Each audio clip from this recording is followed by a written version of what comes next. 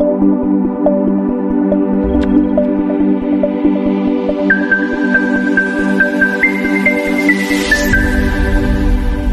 book lovers, my name is Carrie and this is Spines and Spoilers. Today I would like to discuss the books that I want to read in May, but first I generally talk about what I am reading and what I am drinking. I am drinking coffee. Black coffee. Please help me. Save me from myself. Who decided that was a good idea? Me. Why? I don't know. Health. I'm trying to be healthier, and so far I love the side effects from it for the most part, other than hurting my leg. We're not going to talk about that. But yeah, the fact that I have to do things like drinking black coffee instead of coffee with cream and sugar, it's an adjustment. As for what I'm reading though, I'm currently listening to the audiobook of Famous Last Words by Gillian McAllister. I'm just starting it, so there's not really a lot to report so far, but I'll probably report back at the end of the month. That's a good place to start the video though, because Famous Last Words is the first book that I would like to read in May. Famous Last Words circulates around a woman who has just given birth a couple of weeks ago and is just about to go to work, but discovers that her husband is missing and cannot watch the baby. Shortly after, she finds a mysterious note and then checks the news to find he has made the news because he is holding people for ransom. Not a lot has happened so far, but I'm interested to see how it pans out.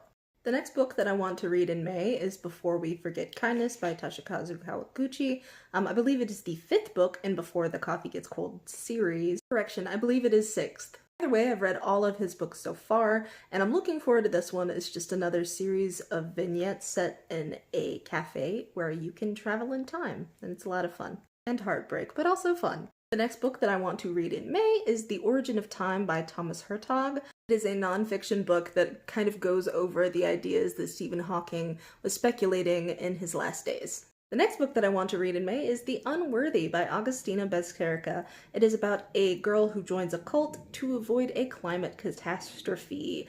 The cult is extremely abusive and unpleasant, as cults are, and she's kind of weighing the risk versus reward, essentially, of staying within the cult or leaving and having to just take her chances out there in the elements.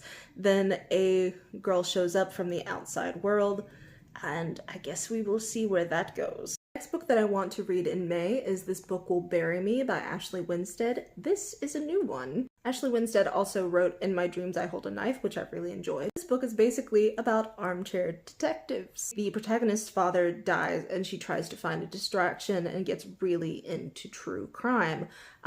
There are 3 murders on a college campus. She races with a couple of her friends to go try and solve it and figures out that it's not really what it seems. People are kind of withholding evidence, it almost seems like. They seem very cagey. I don't know a lot about this book, honestly. I just know the synopsis that I have read. It sounds interesting, and I'm just gonna go ahead and trust Ashley Winstead because I really like what she did with In My Dreams I Hold a Knife. The next book that I want to read in May is The Reformatory by Tananarive Due. This may or may not have been on my TBR for April. I wasn't sure if I was going to have access to it last month. It was one that I potentially wanted to read, but ended up not having access to it until this month. The Reformatory is set in 1950s Florida. It follows a 12-year-old black boy who is attending a segregated school, and children start going missing.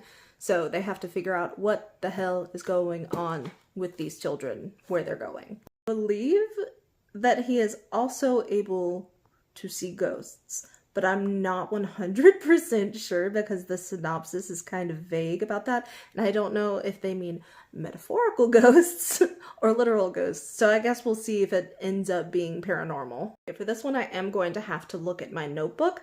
The next book that I want to read in May is The Author's Guide to Murder by Beatrice Williams, Lauren Willig, and Karen White. From what I understand, it's supposed to be basically a classic whodunit mystery. What I'm learning is that I am mostly here for the cozy mysteries, the cozy tropey mysteries. I love twists and turns in books that can surprise me, but with cozy mysteries it doesn't get too intense. I do have anxiety, and that means that anytime I read a thriller that is too intense or a horror that is just too much, I end up having to take a step back from it half the time, or read a palate cleanser, or just take a break from reading in general.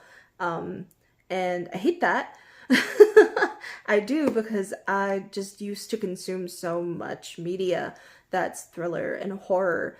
But it got to the point where my psychiatrist was literally like, you have to stop doing this or figure out a different way to cope with it. So I went from watching horror movies all the time to reading horror and thriller novels, because in that case I can at least put it down. It's also something that I can do in public or with other people around, so it's a little bit less unnerving.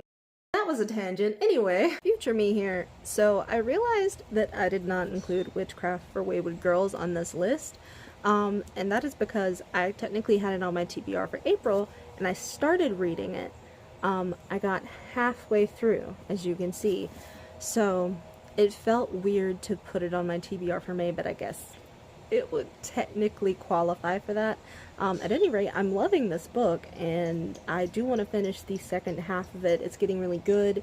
It's getting to that point where it's hard to put down, and that's kind of all I want to be doing right now.